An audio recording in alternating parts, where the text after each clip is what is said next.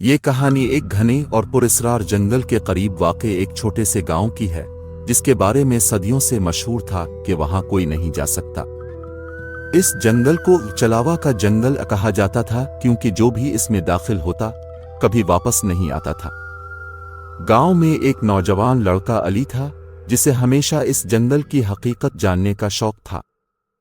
گاؤں کے بزرگوں نے اسے بار بار خبردار کیا، لیکن علی کی جستجو بڑھتی گئی۔ ایک دن اس نے فیصلہ کیا کہ وہ جنگل میں جا کر چلاوا کی حقیقت کا سامنا کرے گا۔ رات کی تاریکی میں علی اپنے دوستوں کے ساتھ جنگل میں داخل ہو گیا۔ جو وہ اندر جاتے ہوا بوجھل اور سرد ہونے لگی۔ ہر طرف خوفناک خاموشی اور عجیب سی سرگوشیاں سنائی دینے لگیں۔ اچانک ایک سایہ تیزی سے ان کے سامنے آیا اور غائب ہو گیا۔ علی نے اسے چلاوا سمجھا، لیکن اس کے دوست خوفزدہ ہو کر بھاگنے لگے۔ جب علی پیچھے موڑ کر انہیں دیکھنے لگا تو اس کے قدم جم گئے۔ وہ دیکھ رہا تھا کہ ایک سایہ اس کے دوستوں کے پیچھے پیچھے چل رہا تھا اور وہ اسے دیکھ نہیں پا رہے تھے۔ جب علی بھاگنے لگا تو وہ ایک بڑے درخت کے پاس پہنچا۔ وہ درخت چلاوا کا ٹھکانہ تھا۔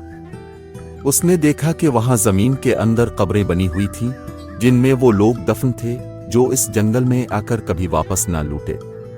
چلاوا کی آوازیں اس کے ارد گرد گونجنے لگیں۔ علی کے پیروں تلے زمین سرکنے لگی اور چلاوا کے سائے نے اسے اپنے حصار میں لے لیا۔ وہ بے بس ہو گیا، لیکن آخری لمحے میں اس نے مولوی صاحب کی سکھائی ہوئی دعا پڑھنا شروع کی۔